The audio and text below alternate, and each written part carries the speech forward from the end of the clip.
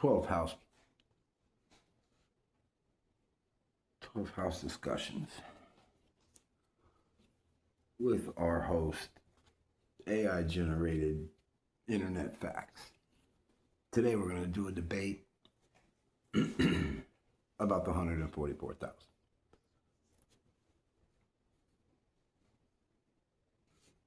Welcome to the debate. Imagine a VIP club where the guest list just hasn't changed in 2 millennia. And the absolute maximum capacity is exactly 144,000 people. Right. If you happen to be person number 144,001 standing in line, well, you don't get in.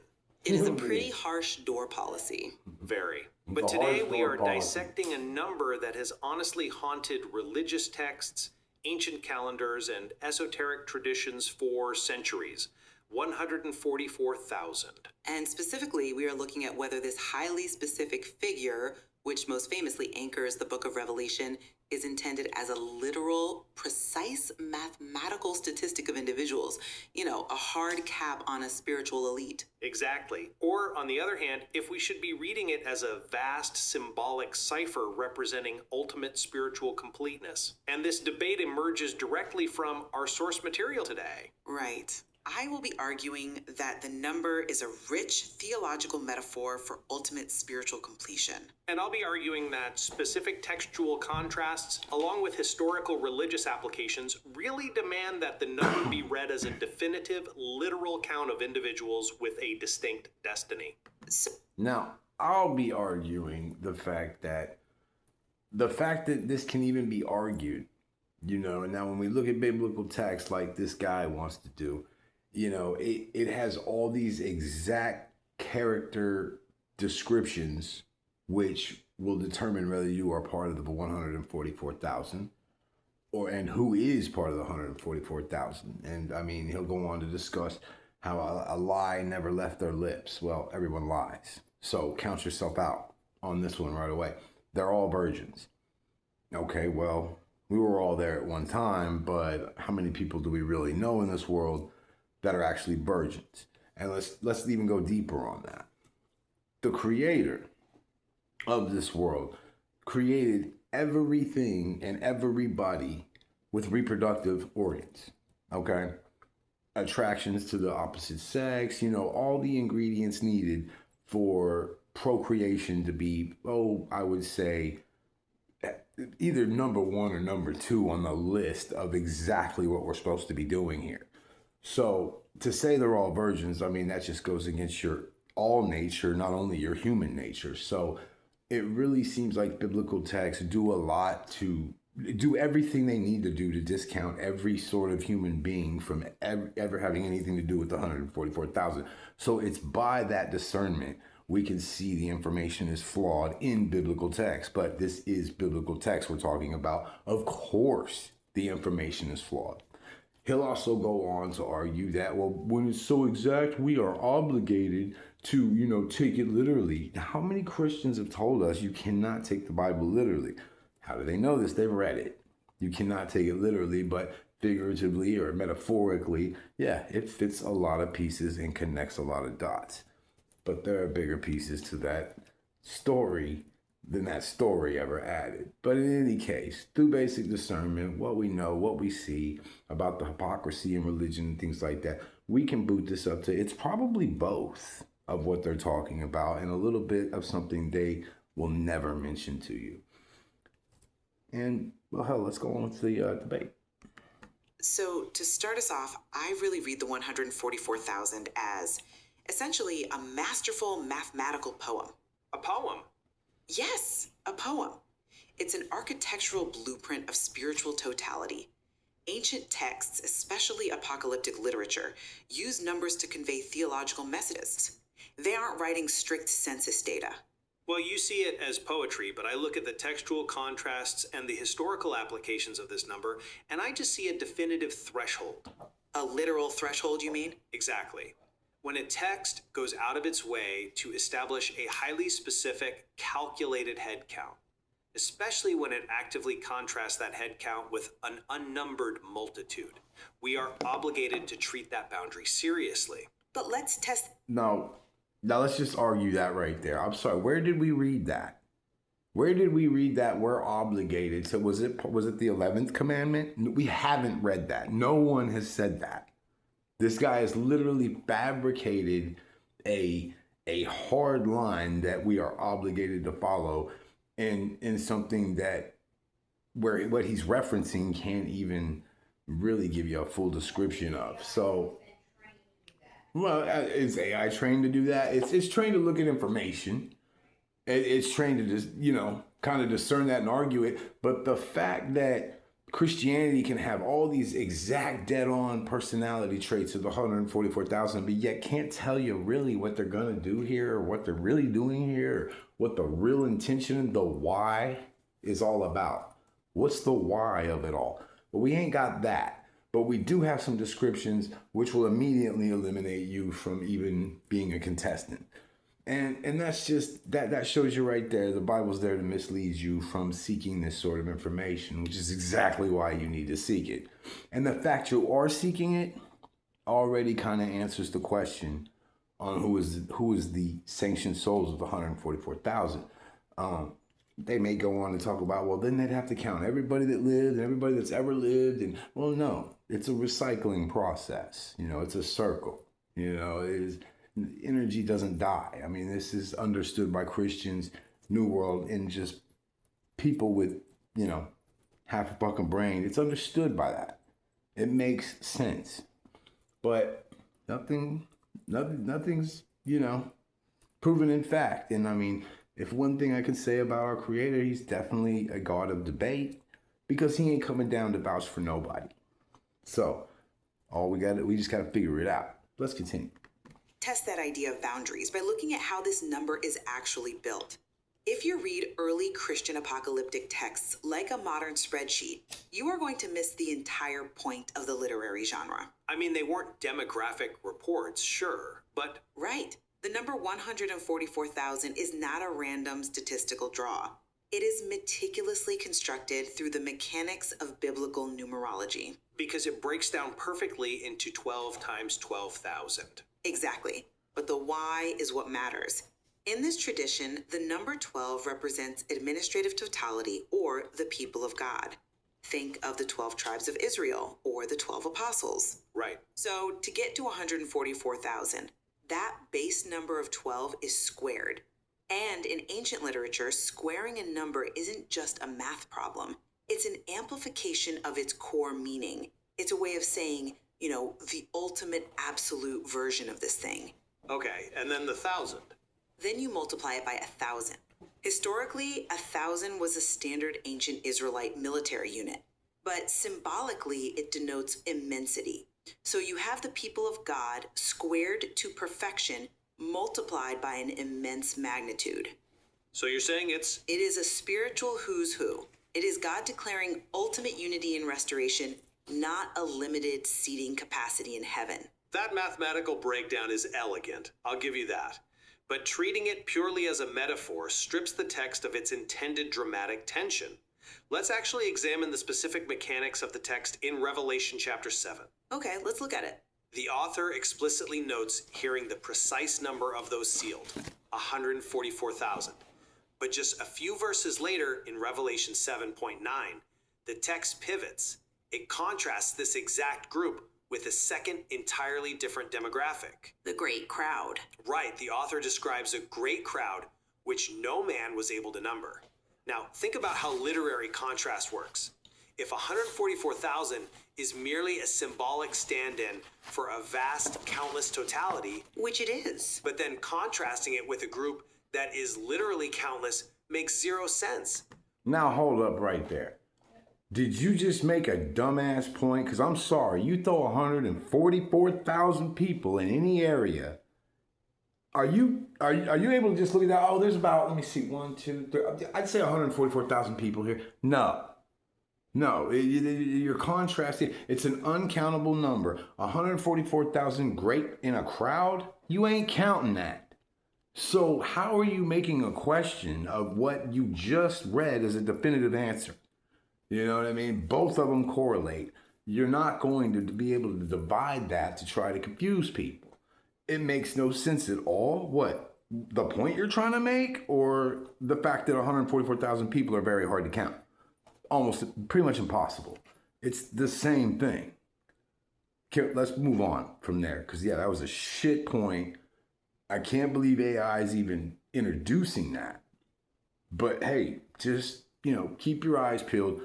We're quoting biblical text here, so yes, you're going to see a lot of holes and a lot of dead ends and in the end, I guarantee you, we won't have any answers, because again, we're only looking at biblical text. You can't get the ending answer. You won't know. It's still a question when we're all done here. Why would an author contrast a symbolic countless group with an actually countless group? It renders the entire passage redundant. Well, that assumes the contrast is about size rather than role or origin. I'd argue the contrast is about specificity. Professor Robert L. Thomas makes a crucial point on this dynamic from the material. He argues that if the 144,000 is taken symbolically, then virtually no number in the book can be anchored in reality. I mean, I would push back and say almost none of them are supposed to be. Push back and But say, the what the text fuck are you identifies talking these about? 144,000 with highly How does that specific cancel out all the literal other numbers? characteristics. They are separated from the rest of Well, this one mankind don't as count, first that one fruits. can't count. Now, in They all ancient count. agriculture, you cannot have symbolic first fruits. Interesting. Not always for much. The first fruits are a literal, small, representative selection of the much larger harvest that you physically pick from the tree. You offer the literal first fraction to guarantee the rest.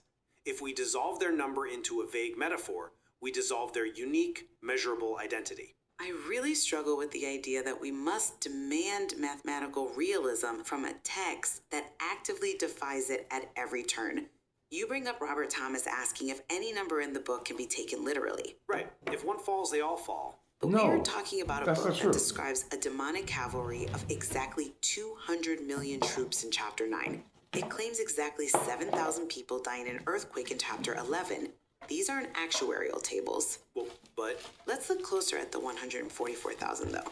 The text explicitly claims this group is composed of exactly 12,000 individuals from each of the 12 tribes of Israel: Judah, Reuben, Gad, Asher, and so forth. right, a highly structured, egalitarian breakdown. A completely impossible breakdown historically speaking.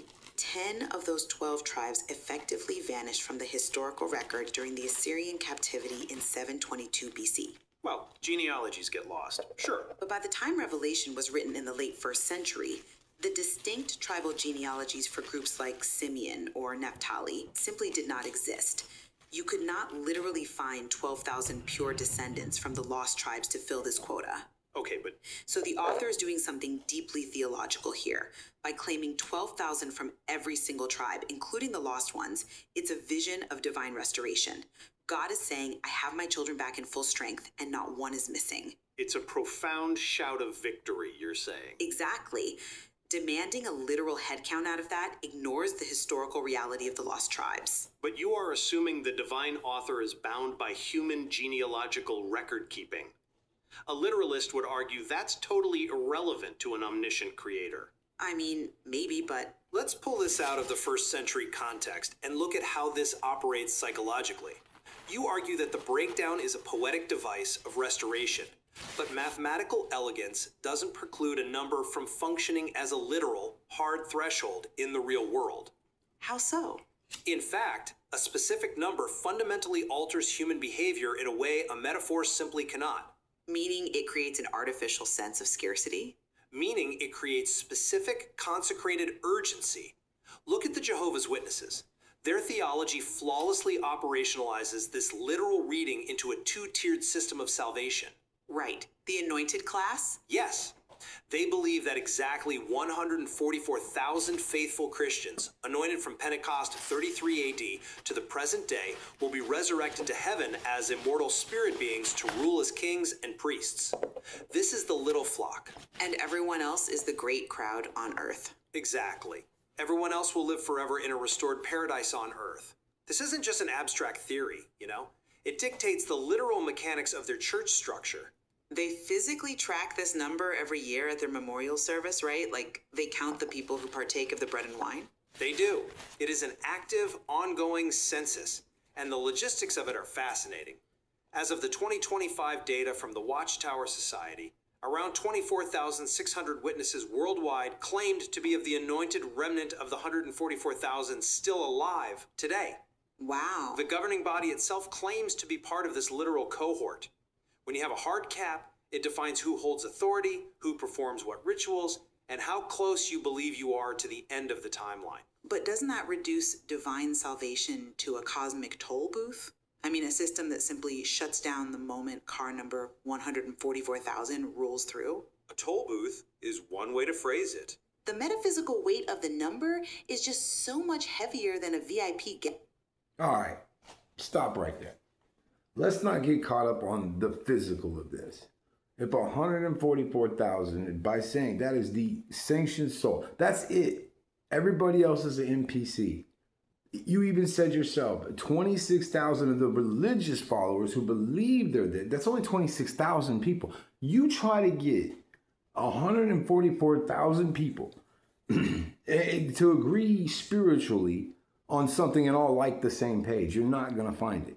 All right, Joel Osteen, you might find 1 million, 2 million views, but actual spirituality, actually chasing the 144, actually having something to add in all this darkness, 144,000 will never do it. They're not all on YouTube. If so, they could be worldwide and they could be rebirthing from one NPC body to the next. It's not something that dies and we already lost, the 100,000. There's only 44,000 of us left, or in their case, 26,000. It doesn't work like that. Sanctioned souls are sanctioned souls. They're not bodies. They don't die. It is a purpose that keeps going. I'm saying there's 144,000 actual, real living people, real sanctioned people in this world. Every single one of them is marked in the forehead. Okay, everybody else that has a body, you have a brain, you have feelings, you have memories, you have all that. 144,000 does not have that. 144,000 has one thing, and that's a purpose. And it's the only thing, is purpose, that you can transport from one, vehicle to the next in this 3D dimensional, that we're in. That's how it works. It's just a car. You die in this body, you open up in the next body. That's where spiritual awakening comes from. Now, they ain't gonna bring up that concept, that God is infinite. He doesn't create things that are gonna expire. You know what I mean? You do have to get another body. You start all over, and you start all over in a situation you left. Now, how did you leave the world? Did you leave it better, or did you leave it worse? Did you continue doing nothing and let them getting their arms more and more around you? It's only a matter of time before every single one of you 144,000 wake up in a cage. Okay?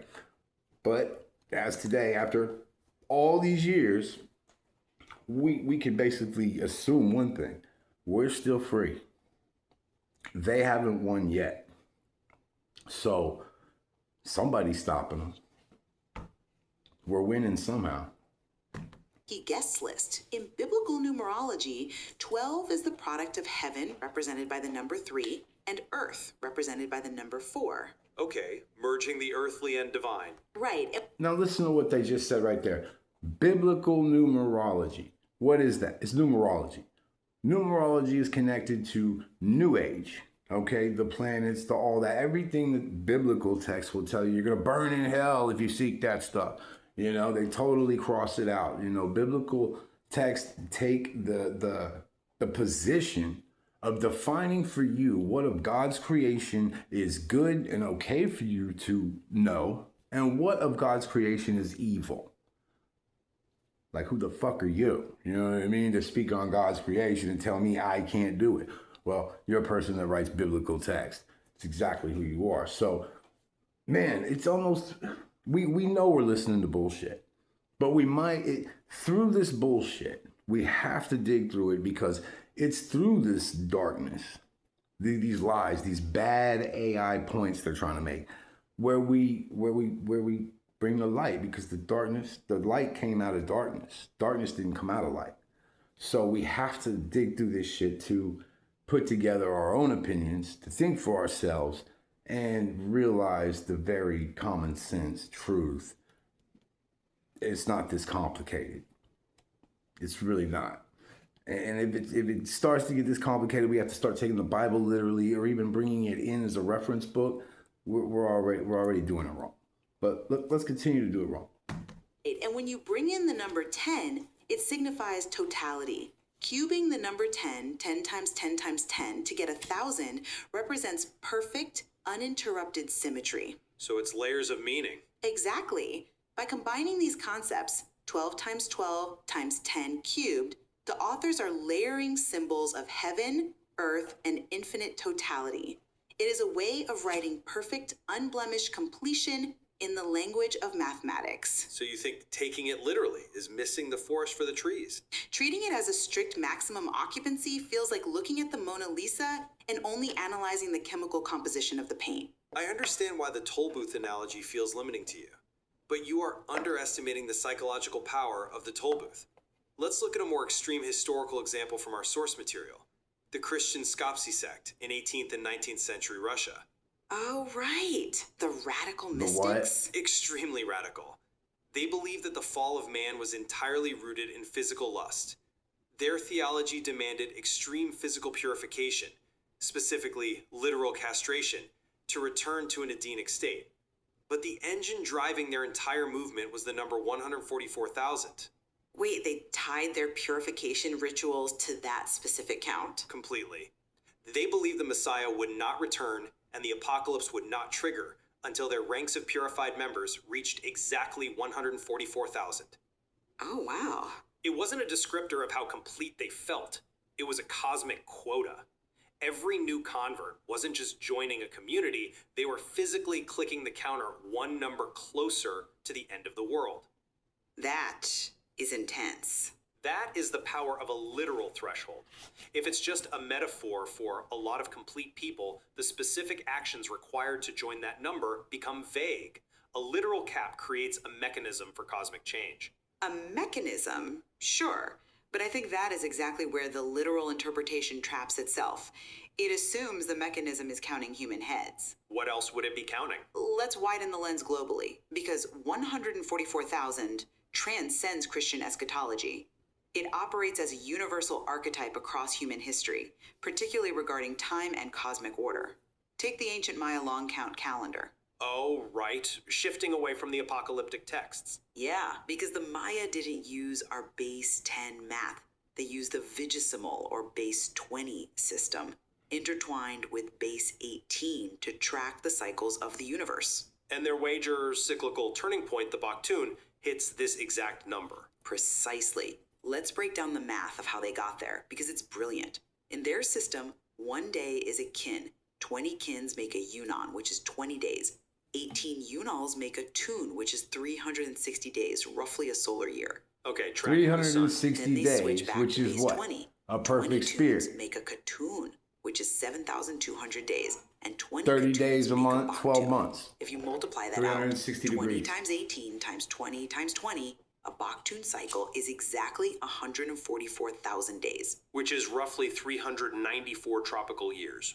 Right. And we also see this number in the study of secret geometry. The number 144 is a 12th Fibonacci number. If you look at a regular decagon, a 10-sided polygon, the sum of its interior angles is exactly 1440 degrees. It shows up everywhere. It shows up in musical frequencies and harmonics associated with balance and interconnectedness. We even see it in historical texts where Coptic sources calculated that the number of holy innocents massacred by King Herod in Bethlehem was exactly 144,000. Which historically wouldn't make sense. Right. Historically, Bethlehem was a tiny village. Nowhere near that many infants lived there. So the Coptic writers were clearly using 144,000, not as a demographic statistic, but as a universally understood archetype for total, complete, innocent sacrifice. Doesn't this widespread cross-cultural usage prove that 144,000 is a placeholder for a vast cosmic order rather than an exact head count? See, I actually think the Maya long count proves the exact opposite. Really? How so? You are citing the Baktun to show that 144,000 is a universal concept of order. But a Baktun isn't a vague metaphor for a really long time. It is exactly 144,000 literal, measurable days. When day 144,000 occurs, the cycle flips. Well, yes, it's an exact measure of time, but The calendar requires absolute precision to function. Why wouldn't spiritual restoration require an equally precise trigger? because tracking the orbit of the Earth around the sun is a physical property of physics. Spiritual salvation is fundamentally qualitative. You can't put grace on a stopwatch. But religions continually try to map the spiritual onto the physical. Look at the Unification Church founded by Reverend On the Sun Myung Moon. earthbound. Oh, okay. In their theology, 144,000 is not a metaphor. It represents the total, literal number of saints that Christ must find Yeah, virgins in order that to don't restore lie, the we get missions it. of all the past saints who failed in their responsibilities.